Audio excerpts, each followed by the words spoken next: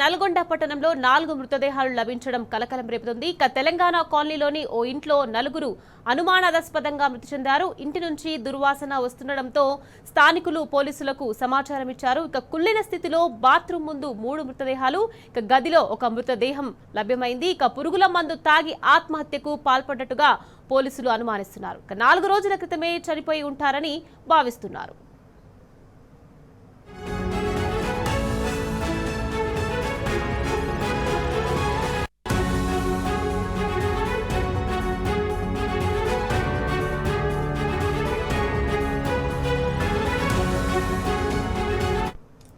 Right, ఇక ఈ విషయానికి సంబంధించి మరింత సమాచారాన్ని మా ప్రతినిధి రాము మనకు అందించేందుకు సిద్ధంగా ఉన్నారు.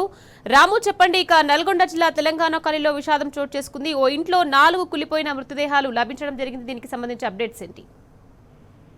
నల్గొండ పట్టణంలో అనుమానాస్పదంగా 4 మృతి చెందినటువంటి ఘటన ఒక్కసారిగా కలకలం రేగింది. నల్గొండ పట్టణంలోని సాగర్ రోడ్ లో ఉన్నటువంటి తెలంగాణ కాలనీలోని ఒక ఇంట్లో దుర్వాసన వస్తుండటంతో పక్కింటి వాళ్ళు పోలీసులకు సమాచారం అందించారు. వెంటనే ఘటనా స్థలానికి చేరుకున్నటువంటి పోలీసులు తలుపులు పలకొట్టి లోపలికి వెళ్లి చూడగా 4 కులిపినటువంటి స్థితిలో మృతదేహాలు లభ్యమయ్యాయి. 2 భార్యాభర్తలు హసీనా, షేక్ సుల్తాన్ గా గుర్తించడం జరిగింది. ఈ మరొక 2 మృతదేహాలు కూడా వాళ్ళ పాప బాబుగా చెప్తా ఉన్నారు పోలీసులు. అయితే ఈ ఘటన పట్ల పూర్తిగా కూడా లోతుగా కూడా విచారణ చేస్తా ఉన్నారు అన్ని కోణాల్లో కూడా. అయితే గత వారం రోజుల క్రితం కూడా ఈ ఇంట్లో వీళ్ళ 4తో పాటు మరొక యువకుడు ఉన్నట్టుగా కూడా చెప్తా ఉన్నారు. వాళ్ళ చుట్టాల అబ్బాయి జహంగీర్ కూడా ఈ ప్రాంతంలోనే సంచరిస్తున్నట్టుగా వాళ్ళ ఇంట్లో ఉంటున్నట్టుగా చుట్టుపక్కల వాళ్ళు చెప్తా ఉన్నారు. ఇక్కడ చూస్తే 4 మృతదేహాలే ఉన్నాయి.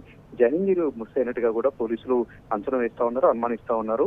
అయితే ఇందులో ఉన్నటువంటి ఒక యువకుడు మిస్ కావడంతో ఇది హత్య చేశారా, విషప్రయోగం చేసి చంపారా, లేదంటే వీళ్ళు 4 పురుగుల మందాగా ఆత్మహత్య చేసుకున్నారా, ఆ మిస్ అయినటువంటి యువకుడు ఎక్కడికి వెళ్ళాడు, అతడు కూడా ఆత్మహత్య చేసుకున్నాడా, లేదంటే అతను వీళ్ళ 4 ఏమైనా చేసి అనుమానాస్పదంగా అక్కడి నుంచి వెళ్ళిపోయాడు అనేటువంటి అన్ని కోణాల్లో కూడా లోతుగా అయితే విచారణ చేస్తా ఉన్నారు.